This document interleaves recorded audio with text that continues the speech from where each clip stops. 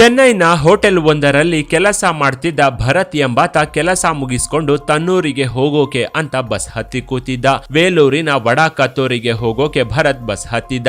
ಆಗ್ಲೇ ಭರತ್ಗೆ ಮನೆಯಿಂದ ಮಕ್ಕಳು ವಿಡಿಯೋ ಕಾಲ್ ಮಾಡಿದ್ವು.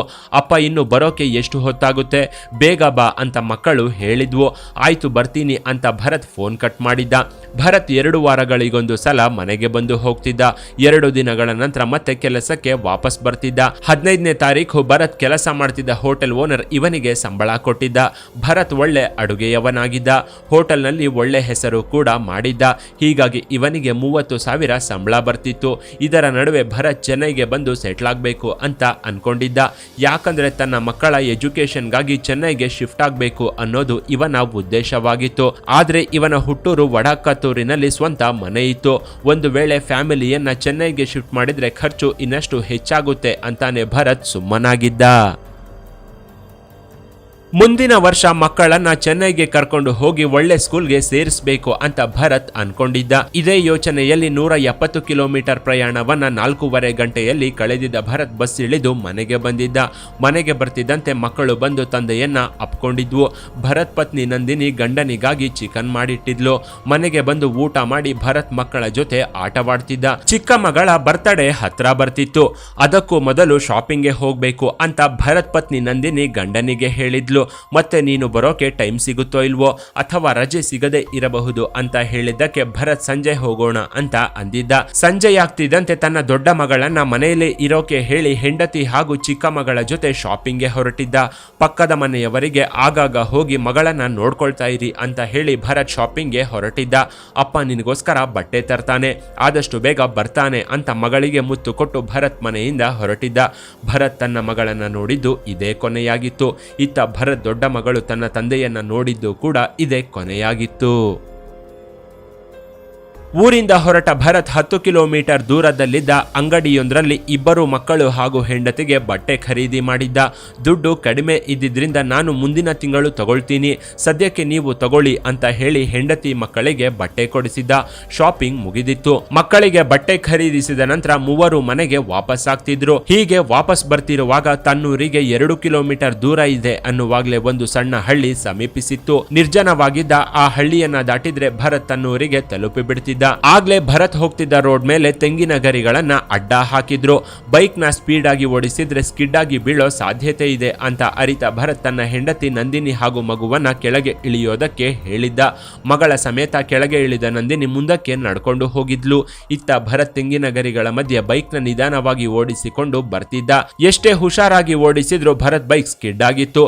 ಆದ್ರೆ ನಿಧಾನವಾಗಿ ಬರ್ತಿದ್ರಿಂದ ಭರತ್ ಅದನ್ನ ಕಂಟ್ರೋಲ್ ಮಾಡಿದ್ದ. ಹೀಗೆ ಭರತ್ ಬೈಕ್ ನ ಹರಸಾಹಸ ಪಟ್ಟು ಓಡಿಸ್ತಿರುವಾಗ್ಲೇ ಒಬ್ಬ ಯುವಕ ಮುಖಕ್ಕೆ ಮಾಸ್ಕ್ ಹಾಕೊಂಡು ಬಂದವನೇ ಭರತ್ ಮೇಲೆ ಚಾಕುವಿನಿಂದ ಎಲ್ಲೆಂದರಲ್ಲಿ ಚುಚ್ಚೋಕೆ ಶುರು ಮಾಡಿದ್ದ. ಆಳವಾಗಿ ಚುಚ್ಚಿದ್ರಿಂದ ಭರತ್ ಕೆಳಗೆ ಕುಸಿದು ಬಿದ್ದಿದ್ದ. ಆದ್ರೂ ಬಿಡದೆ ಚಾಕುವಿನಿಂದ ಪದೇ ಪದೇ ಇರಿದಿದ್ದ. ಭರತ್ ನೋವಿನಿಂದ ನರಳಾಡ್ತಾ ಚೀರಾಡ್ತಿದ್ರೆ ಇತ್ತ ಹೆಂಡತಿ ನಂದಿನಿ ಭಯದಿಂದ ಕಿರುಚಾಡ್ತಾ ನನ್ನ ಗಂಡನನ್ನ ಕಾಪಾಡಿ ಅಂತ ಕಣ್ಣೀರು ಹಾಕ್ತಿದ್ಲು. 3 ವರ್ಷದ ಮಗಳು ಅಪ್ಪನ ಸ್ಥಿತಿಯನ್ನ ನೋಡಿ ಕಣ್ಣೀರು ಹಾಕ್ತಾ ನನ್ನ ತಂದೆನ ಏನು ಮಾಡಬೇಡಿ ಅಂಕಲ್ ಅಂತ ಅಂದಿದ್ಲು. ಆದ್ರೂ ಬಿಡದ ಆ ರಾಕ್ಷಸ ಭರತ್ನ ಚುಚ್ಚಿ ಚುಚ್ಚಿ ಕೊಂದಿದ್ದ. ಅಕ್ಕಪಕ್ಕದ ಹೊಲದಲ್ಲಿ ಕೆಲಸ ಮಾಡ್ತಿದ್ದ ಕೆಲವರು ಇವರ ಚೀರಾಟ ಕೂಗಾಟ ಕೇಳಿ ಅಲ್ಲಿಗೆ ಧಾವಿಸಿದ್ರು. ಅವರನ್ನ ನೋಡ್ತಿದ್ದಂತೆ ಆ ಯುವಕ ಅಲ್ಲಿಂದ ಪರಾರಿಯಾಗಿದ್ದ. ಜನ ಜಮಾಯಿಸಿ ಪೊಲೀಸರಿಗೆ ವಿಷಯವನ್ನ ತಿಳಿಸಿದ್ರು. ಆಂಬ್ಯುಲೆನ್ಸ್ ಸ್ವಲ್ಪ ತಡವಾಗಿ ಬಂದಿತ್ತು. ಅಲ್ಲಿಗಾಗ್ಲೇ ಭರತ್ ಇಹಲೋಕವನ್ನ ತ್ಯಜಿಸಿದ್ದ. ಪೊಲೀಸರು ಮೊದಲಿಗೆ ಭರತ್ ಪತ್ನಿ ನಂದಿನಿಯನ್ನ ವಿಚಾರಣೆ ಮಾಡೋಕೆ ಶುರು ಮಾಡಿದ್ರು. ಆದ್ರೆ ಗಂಡನ ಕೊಲೆಯ ಶಾಕ್ನಲ್ಲಿದ್ದ ಇವಳು ನನಗೇನು ಗೊತ್ತಿಲ್ಲ, ನನ್ನ ಗಂಡ ಗಾಡಿಯಿಂದ ಕೆಳಗೆ ಬಿದ್ದ ತಕ್ಷಣ ಯಾರೋ ಒಬ್ಬ ಬಂದು ಚಾಕುವಿನಿಂದ ಪದೇ ಪದೇ ಚುಚ್ಚಿದ್ದ. ನನ್ನ ಗಂಡ ಚೆನ್ನೈನಲ್ಲಿ ಕೆಲಸ ಮಾಡ್ತಿದ್ದ. ಹೋಟೆಲ್ನಲ್ಲಿ ಸ್ವಲ್ಪ ಜಗಳವಾಗಿತ್ತು, ಅದು ಅವನೇ ಇರಬಹುದು ಅಂತ ನಂದಿನಿ ಹೇಳಿದ್ಲು. ಕೊಲೆ ಟೈಮಲ್ಲಿ ಯಾರ್ಯಾರಿದ್ರು ಅಂತ ಕೇಳಿದ್ದಕ್ಕೆ ನಂದಿನಿ ಜೊತೆ ನನ್ನ 3 ವರ್ಷದ ಮಗಳಿದ್ಲು ಅಂತ ಹೇಳಿದ್ಲು. ಅವಳ ಬರ್ತಡೇ ಹತ್ರ ಬರ್ತಿತ್ತು. ಇದಕ್ಕಾಗಿನೇ ನಾವು ಶಾಪಿಂಗ್ಗೆ ಹೋಗಿದ್ವಿ. 2 ಮಕ್ಕಳಿಗೆ ಬಟ್ಟೆ ತಗೊಂಡಿದ್ವಿ. ಮಗಳ ಬರ್ತಡೇನ ಗ್ರ್ಯಾಂಡ್ ಆಗಿ ಮಾಡಬೇಕು ಅಂತ ಅನ್ಕೊಂಡಿದ್ವಿ. ಆದ್ರೆ ಅಷ್ಟರಲ್ಲಿ ಹೀಗಾಗಿ ಹೋಯ್ತು ಅಂತ ಭರತ್ ಹೆಂಡತಿ ನಂದಿನಿ ಕಣ್ಣೀರು ಹಾಕಿದ್ಲು. ಇದರಿಂದ ಪೊಲೀಸರಿಗೆ ಕೊಲೆ ಮಾಡಿದ್ದು ಯಾರು ಅಂತ ಸಣ್ಣ ಕ್ಲೂ ಕೂಡ ಸಿಗದೆ ಹೋಯ್ತು. ಪೊಲೀಸರು ಮೊದಲಿಗೆ ಭರತ್ ಹೆಂಡತಿಯನ್ನೇ ಅನುಮಾನಿಸಿದ್ರು. ಯಾಕಂದ್ರೆ ಅವಳನ್ನ ವಿಚಾರಿಸುವ ಮೊದಲೇ ಚೆನ್ನೈನ ಹೋಟೆಲ್ನಲ್ಲಿ ಜಗಳ ನಡೆದಿದೆ, ಅವನೇ ಕೊಲೆ ಮಾಡಿರ್ಬೇಕು ಅಂತ ಹೇಳಿದ್ಲು. ಆ ಒಂದು ಕ್ಲೂ ಇಟ್ಕೊಂಡು ಪೊಲೀಸರು ವಿಚಾರಣೆ ನಡೆಸೋಕೆ ಶುರು ಮಾಡಿದ್ರು. ಆಗ ಹೋಟೆಲ್ ಹೋಟೆಲ್ನಲ್ಲಿ ಸಣ್ಣ ಪುಟ್ಟ ಮನಸ್ತಾಪಗಳಿದ್ದಿದ್ದು ನಿಜ. ಆದರೆ ಕೊಲೆ ಮಾಡೋ ಮಟ್ಟಕ್ಕೆ ಯಾರೂ ಹೋಗಿಲ್ಲ ಅನ್ನೋದು ಪೊಲೀಸರಿಗೆ ಗೊತ್ತಾಗಿತ್ತು. ಆಗ್ಲೇ ಪೊಲೀಸರು ಇಲ್ಲಿ ಮತ್ತೊಂದು ಆಂಗಲ್ನಲ್ಲಿ ತನಿಖೆ ಮಾಡೋದಕ್ಕೆ ಶುರು ಮಾಡಿದ್ರು. ನಂದಿನಿ ಏನೊಂದು ಹೇಳದ ಸ್ಥಿತಿಯಲ್ಲಿದ್ಲು. ಆಗ ಮಗುವನ್ನ ಕೇಳಿದರೆ ಏನಾದರೂ ಲೀಡ್ ಸಿಗಬಹುದು ಅಂತ ಯೋಚಿಸಿದವರು ಲೇಡಿ ಕಾನ್ಸ್ಟೇಬಲ್ಗಳ ಸಹಾಯದಿಂದ ಮಗುವನ್ನ ಮೊದಲು ತಮ್ಮ ವಿಶ್ವಾಸಕ್ಕೆ ತಗೊಂಡಿದ್ರು. 3 ವರ್ಷದ ಮಗು ಕೈಗೆ ಚಾಕ್ಲೇಟ್ ಕೊಟ್ಟು ನಿನ್ನ ಅಪ್ಪನನ್ನ ಕೊಂದಿದ್ದು ಯಾರು ಅಂತ ಕೇಳಿದ್ರು. ಆಗ್ಲೇ ಆ ಮಗು ತಡಬಡಾಯಿಸದೆ ಕೊಲೆಗಾರ ಯಾರು ಅನ್ನೋದನ್ನ ಹೇಳಿತ್ತು. ಇದನ್ನ ಕೇಳಿದ ಪೊಲೀಸರು ಕೂಡ ಗೂಟಕ್ಕೆ ಹೊಡೆದ ಹೆಣದಂತೆ 1 ಸೆಕೆಂಡ್ ಶಾಕ್ ಆಗಿ ಹೋಗಿದ್ರು. ಸಂಜಯ್ ಮಾಮ ಅಪ್ಪನನ್ನ ಚುಚ್ಚಿದ್ದು ಅಂತ 3 ವರ್ಷದ ಮಗು ಪೊಲೀಸರ ಮುಂದೆ ಹೇಳಿತ್ತು. ಸಂಜಯ್ ಮಾಮ ಅಪ್ಪನನ್ನ ಕೊಲೆ ಮಾಡೋಕೆ ಮುಖಕ್ಕೆ ಕರ್ಚೀಫ್ ಕಟ್ಕೊಂಡು ಬಂದಿದ್ದ, ಅಪ್ಪನನ್ನ ಕತ್ತಿಯಿಂದ ಚುಚ್ಚಿದ್ದ ಅಂತ ಮಗು ಹೇಳಿತ್ತು. ಆಗ ಪೊಲೀಸರು ಸಂಜಯ್ ಮಾಮ ಯಾರು ಅಂತ ಮಗುವನ್ನ ಕೇಳಿದ್ರು. ಆಗ ಆ ಮಗು ಸಂಜಯ್ ಮಾಮ ನನಗೆ ಗೊತ್ತು, ನಮ್ಮ ಎದುರುಗಡೆ ಮನೆಯಲ್ಲೇ ಇರೋದು ಅಂತ ಹೇಳಿತ್ತು. ಆಗ ಪೊಲೀಸರು ಅದು ಹೇಗೆ ಸಂಜಯ್ ಮಾಮನೇ ಅಂತ ಹೇಳ್ತೀಯಾ, ಅವನು ಮುಖಕ್ಕೆ ಕರ್ಚೀಫ್ ಕಟ್ಕೊಂಡಿದ್ದ ಅಂತ ಹೇಳ್ತೀಯಲ್ಲ ಅಂತ ಮಗುವನ್ನ ಮರುಪ್ರಶ್ನೆ ಮಾಡಿದ್ರು. ಆದ್ರೆ ಆ ಮಗು ಖರ್ಚೀಫ್ ಕಟ್ಕೊಂಡಿದ್ರು ಮಾಮನ ಮುಖ ನನಗೆ ಚೆನ್ನಾಗಿ ಗೊತ್ತು, ನಾನು ಮಾಮನನ್ನ ನೋಡಿದ್ದೀನಿ, ಮುಖಕ್ಕೆ ಖರ್ಚೀಫ್ ಕಟ್ಕೊಂಡು ಬಂದು ಅವರೇ ಅಪ್ಪನನ್ನ ಹೊಡೆದು ಚುಚ್ಚಿದ್ರು ಅಂತ ಮಗು ನಡೆದ ವಿಷಯವನ್ನ ಕಣ್ಣಿಗೆ ಕಟ್ಟುವಂತೆ ವಿವರಿಸಿತ್ತು. ಇದನ್ನ ಕೇಳಿದ ಪೊಲೀಸರು ಕೂಡ ಬೆಚ್ಚಿ ಬಿದ್ದಿದ್ರು. 3 ವರ್ಷದ ಮಗು ಸುಳ್ಳು ಹೇಳೋಕೆ ಸಾಧ್ಯವಿಲ್ಲ. ಮುಖ ಮುಚ್ಕೊಂಡಿದ್ರು ಆ ವ್ಯಕ್ತಿಯ ಹೆಸರನ್ನ ಮಗು ಹೇಳ್ತಿರೋದು ನೋಡಿದ್ರೆ ಇದು ಸಾಮಾನ್ಯ ಕೇಸಲ್ಲ ಅನ್ನೋದು ಪೊಲೀಸರಿಗೆ ಗೊತ್ತಾಗಿತ್ತು. ಮಗಳು ಹೇಳಿದ ಮಾತನ್ನ ಕೇಳಿ ಪೊಲೀಸರು ಭರತ್ ಹೆಂಡತಿ ನಂದಿನಿಯನ್ನ ಪ್ರಶ್ನಿಸಿದ್ರು. ಸಂಜಯ್ ಅನ್ನೋನು ಯಾರು ಅಂತ ಕೇಳಿದ್ದಕ್ಕೆ ಅವನು ನಮ್ಮ ಮನೆ ಎದುರೇ ಇರ್ತಾನೆ, ಮಕ್ಕಳ ಜೊತೆ ಆಟಾಡ್ಕೊಂಡಿರ್ತಾನೆ, ಮಕ್ಕಳು ಅವನನ್ನ ಮಾಮ ಅಂತಾರೆ ಅಂತ ಹೇಳಿದ್ಲು. ಆಗ ಪೊಲೀಸರು ನಿನ್ನ ಗಂಡ ಭರತ್ನ ಅವನೇ ಕೊಲೆ ಮಾಡಿರೋದು, ಅವನೇ ಕೊಂದಿದ್ದಾನೆ ಅಂತ ನಿಮ್ಮ ಮಗಳು ಹೇಳ್ತಿದ್ದಾಳೆ ಅಂತ ಅಂದಿದ್ರು. ಆದ್ರೆ ನಂದಿನಿ ಮಗುಗೆ ಏನು ಗೊತ್ತಾಗುತ್ತೆ, ಕೊಲೆಗಾರನನ್ನ ನನ್ನ ಕೈಯಲ್ಲೇ ಕಂಡು ಹಿಡಿಯೋಕೆ ಆಗ್ಲಿಲ್ಲ, ಇನ್ನು ಆ ಮಗು ಹೇಗೆ ಕಂಡು ಹಿಡಿಯುತ್ತೆ, ಅವಳಿನ್ನು 3 ವರ್ಷದ ಮಗು, ಅವಳಿಗೇನು ಗೊತ್ತಾಗುತ್ತೆ ಅಂತ ನಂದಿನಿ ಪೊಲೀಸರಿಗೆ ರಿವರ್ಸ್ ಕ್ವಶನ್ ಕೇಳಿದ್ಲು. ನಂದಿನಿ ರಿವರ್ಸ್ ಕ್ವಶನ್ ಕೇಳ್ತಿದ್ದಂತೆ ಪೊಲೀಸರು ದಂಡಾಸ್ತ್ರವನ್ನ ಹೊರಗೆ ತೆಗೆದಿದ್ರು. ತಕ್ಷಣವೇ ಸಂಜಯ್ನ ವಶಕ್ಕೆ ಪಡೆದ ಪೊಲೀಸರು ಅವನ ಚರ್ಮ ಸುಲಿಯೋಕೆ ಶುರು ಮಾಡಿದ್ರು. ಬಳಿಕ ನಂದಿನಿ ಹಾಗೂ ಸಂಜಯ್ ಇಬ್ಬರ ಫೋನ್ಗಳನ್ನ ವಶಕ್ಕೆ ಪಡೆದು ಪೊಲೀಸರು ವಿಚಾರಣೆ ನಡೆಸೋಕೆ ಶುರು ಮಾಡಿದ್ರು. ಆಗ್ಲೇ ಈ ಕೇಸ್ಗೆ ದೊಡ್ಡದೊಂದು ಟ್ವಿಸ್ಟ್ ಸಿಕ್ಕಿತ್ತು. ನಂದಿನಿ ಹಾಗೂ ಸಂಜಯ್ ಫೋನ್ಗಳನ್ನ ಚೆಕ್ ಮಾಡ್ತಿದ್ದಂತೆ ಇದರಲ್ಲಿ ಇವರಿಬ್ಬರ ರಾಸಲೀಲೆ ಇಂಚಿಂಚಾಗಿ ಬಯಲಾಗಿತ್ತು. ಕಳೆದ 2 ವರ್ಷಗಳಿಂದ ಇಬ್ಬರ ನಡುವೆ ಅಕ್ರಮ ಸಂಬಂಧವಿತ್ತು. ಸುತ್ತಮುತ್ತಲಿನ ವರೆಗೆ ಅನುಮಾನ ಬರಬಾರ್ದು ಅಂತ ಸಂಜಯ್ ಮಕ್ಕಳ ಹತ್ರ ಮಾಮ ಅಂತ ಕರೆಸಿಕೊಳ್ತಿದ್ದ.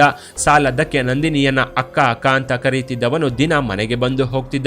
ಹೀಗೆ ಬಂದು ಹೋಗ್ತಿದ್ದವರ ನಡುವೆ ಅಕ್ರಮ ಸಂಬಂಧ ಬೇರೂರಿ ಬಿಟ್ಟಿತ್ತು. ಗಂಡ 15 ದಿನಕ್ಕೊಂದು ಸಲ ಬಂದು ಕೊಡ್ತಿದ್ದ ಸುಖ ಸಾಲದೆ ನಂದಿನಿ ಸಂಜಯ್ ಜೊತೆ ಅಕ್ರಮ ಸಂಬಂಧವನ್ನ ಇಟ್ಕೊಂಡಿದ್ಲು. ಇದು ಭರತ್ಗೆ ಗೊತ್ತಾಗದೆ ಹೋಗಿತ್ತು. ಹೀಗೆ ಎದುರು ಮನೆಯವನ ಜೊತೆ ಅಕ್ರಮ ಸಂಬಂಧ ಇಟ್ಕೊಂಡಿದ್ದ ನಂದಿನಿ ರಾತ್ರಿ ಆಗ್ತಿದ್ದಂತೆ ಮಕ್ಕಳನ್ನ ಮಲಗಿಸಿ ಪ್ರಿಯಕರನ ಜೊತೆ ಬೆತ್ತಲಾಗಿ ಬಿಡ್ತಿದ್ಲು. ಆಗ್ಲೇ ತನ್ನ ಗಂಡನನ್ನ ಕೊಲೆ ಮಾಡಿದ್ರೆ ಇನ್ಶೂರೆನ್ಸ್ ಹಣ ಸಿಗುತ್ತೆ, ಅವನಿಗೆ ದೊಡ್ಡ ಮನೆ ಇದೆ, ಆಸ್ತಿ ಇದ್ದು ಅದೆಲ್ಲ ನನಗೆ ಬರುತ್ತೆ, ನಂತರ ನಾವಿಬ್ರು ಒಟ್ಟಿಗೆ ಜೊತೆಲೇ ಇರಬಹುದು ಅಂತ ಪ್ರಿಯಕರನಿಗೆ ನಂದಿನಿ ಹೇಳಿದ್ಲು. ಇದಕ್ಕೆ ಸರಿ ಅಂದಿದ್ದ ಸಂಜಯ್ ಪ್ಲಾನ್ ಮಾಡಿ ಭರತ್ನ ಕೊಲೆ ಮಾಡಿದ್ದ. ಗಂಡನನ್ನ ಕೊಲೆ ಮಾಡೋಕೆ ಕೈ ಹಿಡಿದ ಹೆಂಡತಿ ನಂದಿನಿನೇ ಪ್ಲಾನ್ ಹಾಕಿ ಇದನ್ನ ಕಾರ್ಯರೂಪಕ್ಕೆ ತಂದಿದ್ಲು. ಗಂಡ ಮನೆಗೆ ಬರೋ ದಿನವನ್ನ ಸಂಜಯ್ಗೆ ಹೇಳಿ ಕೊಲೆ ಮಾಡೋಕೆ ಮುಹೂರ್ತವನ್ನ ಇಟ್ಟಿದ್ಲು. ಶಾಪಿಂಗ್ ಹೆಸರಿನಲ್ಲಿ ಭರತ್ನ ಕರ್ಕೊಂಡು ಬಂದವಳು ವಾಪಸ್ ಬರುವಾಗ ಸಂಜಯ್ಗೆ ತಾವು ಬರೋ ಲೊಕೇಶನ್ ನ ಹೇಳಿದ್ಲು. ಆಗ ಸಂಜಯ್ ಕಾದು ಕುಳಿತಿದ್ದು ಭರತ್ನ ಕೊಲೆ ಮಾಡಿ ಪರಾರಿಯಾಗಿದ್ದ. ದುರಂತ ಅಂದ್ರೆ ತಾನು ಯಾಕೆ ಕೊಲೆಯಾಗ್ತಿದ್ದೀನಿ ಅನ್ನೋದು ಭರತ್ಗೆ ಸತ್ತ ಮೇಲೂ ಗೊತ್ತಾಗದೆ ಹೋಯ್ತು. ತನ್ನ ಹೆಂಡತಿಯ ಅಕ್ರಮ ಸಂಬಂಧದ ಬಗ್ಗೆನೂ ಗೊತ್ತಾಗದೆ ಹೋಯ್ತು. ಇದ್ಯಾವುದನ್ನು ಅರಿಯದ ಭರತ್ ತನ್ನ ಮಗಳ ಮೇಲಿನ ಪ್ರೀತಿಯಿಂದ ಶಾಪಿಂಗ್ಗೆ ಹೋಗಿದ್ದ. ಹೀಗೆ ಹೋದವನು ಹೆಂಡತಿಯ ಪ್ರಿಯಕರನ ಕೈಯಿಂದಲೇ ಕೊಲೆಯಾಗಿ ಹೋಗಿದ್ದ. ಯಾರಿಗೂ ಕಾಣಬಾರದು ಅಂತ ಸಂಜಯ್ ಮುಖಕ್ಕೆ ಮಾಸ್ಕ್ ಹಾಕೊಂಡು ಬಂದಿದ್ದ. ಆದ್ರೆ ದಿನ ಮನೆಗೆ ಬಂದು ಮಕ್ಕಳ ಜೊತೆ ಆಟವಾಡ್ತಿದ್ರಿಂದ 3 ವರ್ಷದ ಮಗು ಸಂಜಯ್ನ ಗುರುತು ಹಿಡಿದಿತ್ತು. ಹೀಗೆ ತನ್ನ ತಂದೆಯನ್ನು ಕೊಂದ ಪಾಪಿ ತಾಯಿಯನ್ನ ಮಗಳೇ ಪೊಲೀಸರಿಗೆ ಹಿಡಿದುಕೊಟ್ಟಿದ್ಲು. ತನ್ನ ಹುಟ್ಟುಹಬ್ಬವನ್ನ ತಂದೆಯೊಂದಿಗೆ ಸಂತೋಷವಾಗಿ ಕಳೆಯಬೇಕಿದ್ದ ಮಗು ತಂದೆಯೂ ಇಲ್ಲದೆ ತಾಯಿನೂ ಇಲ್ಲದೆ ಅನಾಥವಾಗಿ ಹೋಗಿತ್ತು.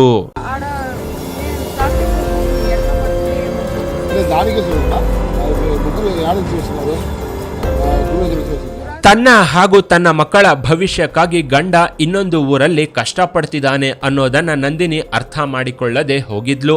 ಇತ್ತ ಭರತ್ಗೆ 30,000 ಸಂಬಳ ಬರ್ತಿದ್ರು. ಬಾಡಿಗೆ ಮನೆ ಅಥವಾ ರೂಮ್ ಅಂತ ಮಾಡದೆ ಹೋಟೆಲ್ನಲ್ಲೇ ಇದ್ಕೊಂಡು ಅಲ್ಲೇ ಮಲಗಿ ಅಲ್ಲೇ ಕೆಲಸ ಮಾಡ್ತಿದ್ದ. ಊಟಕ್ಕೂ ಹೆಚ್ಚು ಹಣ ಖರ್ಚು ಮಾಡದೆ ತನ್ನ ಮಕ್ಕಳ ಭವಿಷ್ಯಕ್ಕಾಗಿ 1 ರೂಪಾಯಿಯನ್ನು ಭರತ್ ಕೂಡಿಡ್ತಿದ್ದ. ಮಕ್ಕಳು ಹೆಂಡತಿ ಚೆನ್ನಾಗಿದ್ರೆ ಸಾಕು ಅಂತ ಸದಾ ಯೋಚಿಸ್ತಿದ್ದ. ಆದ್ರೆ ಇಲ್ಲಿ ನಂದಿನಿ ತೀಟೆಗೆ ಇದೀಗ ಮುಗ್ಧ ಭರತ್ ಬಲಿಯಾಗಿ ಹೋಗಿದ್ದ. ಇಲ್ಲಿ ಇನ್ನೊಂದು ವಿಷಯವೇನೆಂದ್ರೆ ನಂದಿನಿಯನ್ನ ಸಂಜಯ್ ಅಕ್ಕ ಅಕ್ಕ ಅಂತ ಕರೀತಿದ್ದ.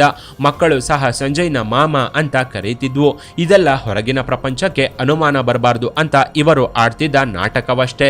ಹೊರಗಿನ ಪ್ರಪಂಚಕ್ಕೆ ಅಕ್ಕ ತಮ್ಮನಂತಿದ್ರು 4 ಗೋಡೆಗಳ ಮಧ್ಯೆ ಇಬ್ರು ಅಕ್ಕಪಕ್ಕ ಮಲಗಿ ಅಕ್ಕ ತಮ್ಮ ಅನ್ನೋ ಪವಿತ್ರ ಬಂಧವನ್ನೇ ಹಾಳು ಮಾಡಿಬಿಟ್ಟಿದ್ರು. ಇನ್ನು ಈ ಸ್ಟೋರಿ ಬಗ್ಗೆ ನಿಮ್ಮ ಅಭಿಪ್ರಾಯವನ್ನ ಕಾಮೆಂಟ್ ಮಾಡಿ. ಕೆಳಗಿನ ಡಿಸ್ಕ್ರಿಪ್ಷನ್ ಬಾಕ್ಸ್ ನಲ್ಲಿ ವಾಟ್ಸ್ಆಪ್ ಚಾನೆಲ್ನ ಲಿಂಕ್ ಕೊಡಲಾಗಿದ್ದು ಅದನ್ನ ಸಹ ಫಾಲೋ ಮಾಡಿ. ಇನ್ನಷ್ಟು ಇಂಟ್ರೆಸ್ಟಿಂಗ್ ವಿಡಿಯೋಗಳಿಗಾಗಿ ಚಾನೆಲ್ನ ವಿಸಿಟ್ ಮಾಡಿ.